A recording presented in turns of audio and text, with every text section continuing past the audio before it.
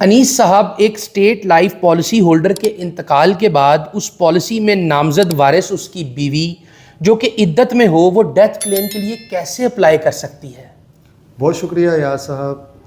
سب سے پہلے تو میں یہ بتانا چاہوں گا کہ جب بھی خدا ناخواستہ کسی کا انتقال ہوتا ہے تو اس کی فیملی جو ہے وہ صدمے سے دو چار ہو جاتی ہے. بے شک. ایسی صورتحال میں ہمارا نمائندہ اہم کردار ادا کرتا ہے. صحیح. اگر تو اس کو خبر پہنچ جاتی ہے کہ اس کے پالیسی ہولڈر کا انتقال ہو گیا ہے تو اچھا سیلز نمائندہ وہ ہوتا ہے جو خود اس فیملی سے رابطہ کرتا ہے. صحیح.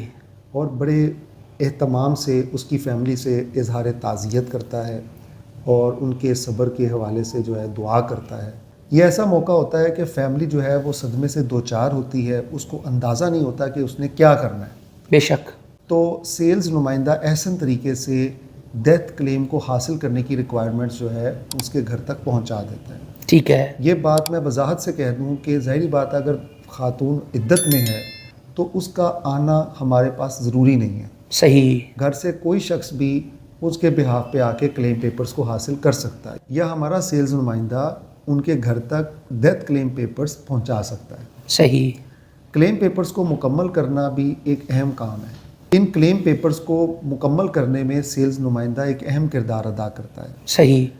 جس میں سب سے پہلے اگر بات کریں تو ڈیتھ سرٹیفکیٹ چاہیے ہوتا ہے، CNIC کینسلیشن سرٹیفکیٹ، مرحوم کا CNIC اور جو نومینی ہے اس کا CNIC، اور اس کے ساتھ ساتھ انتہائی اہم ڈاکومنٹ جو کہ پالیسی دستاویز ہوتا ہے اس کا ہونا بھی بہت ضروری ہے. صحیح. یہ تمام ڈاکومنٹس کو مکمل کرنے کے بعد اور کلیم پیپرز کو فل کرنے کے بعد ان کو جمع کروانا ہوتا ہے PHS کے ڈیتھ کلیم سیکشن میں. صحیح. جہاں پہ کلیم کو پروسیس کیا جاتا ہے اور پھر کلیم کا چیک جو ہے وہ اس کے نومینی کے اکاؤنٹ میں منتقل کر دیا جاتا ہے.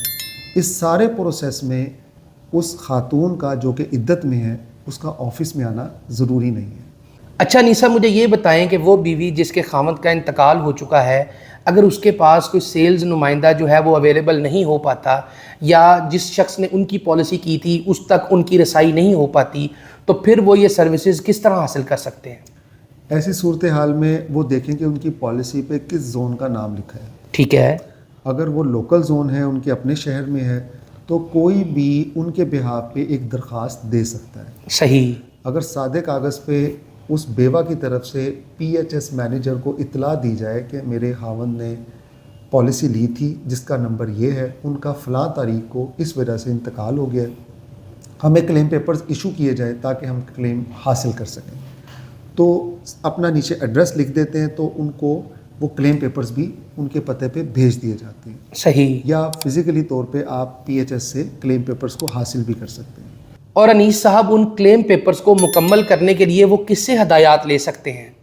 دیکھیں، کلیم پیپرز کے اوپر کچھ سوالات ہوتے ہیں جن کے جوابات دینے ہوتے ہیں. جیسا کہ اگر ہم فارم الف کی بات کریں تو اس میں اپنے بارے میں معلومات جو ہے نا وہ دینی ہوتی ہیں. جو کلیمنٹ ہوتا ہے، جو دعوے دار ہوتا ہے، ٹھیک ہے، اس کی معلومات ہے، اس کا نام، ولدیت، شناختی کارڈ نمبر، وہ کیا کام کرتے ہیں، ان کا ریلیشن کیا ہے اس پالیسی میں، طریقے پیدائش کیا ہے.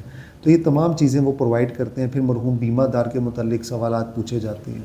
تو یہ وہ سوالات ہوتے ہیں جن کے کلیمنٹ آسانی سے جوابات دے سکتا ہے. اور کچھ ایسے فارمز بھی اس میں ہوتے ہیں جیسے آجر کی سند یا سند شناخت.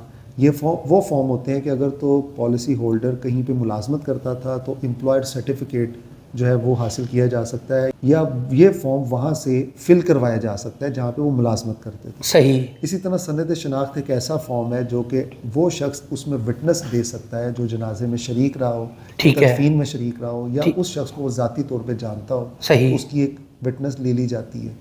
تو یہ تمام فارمز بآسانی مکمل کیے جا سکتے ہیں. ہاں، البتہ ان پہ کٹنگ کی گنجائش نہیں ہوتی، اس کو احتیاط سے فل کرنا ہوتا ہے. اور تمام فارمز کو مکمل کرنے کے بعد گورنمنٹ آفیسر جو کم از کم 17ویں اسکیل پہ ہو، نام والی مہر سے اٹیسٹ کروانا بھی ضروری ہوتا ہے. انیس صاحب، آپ کا بہت شکریہ. آپ کے مستقبل کی محافظ، state life insurance corporation of Pakistan.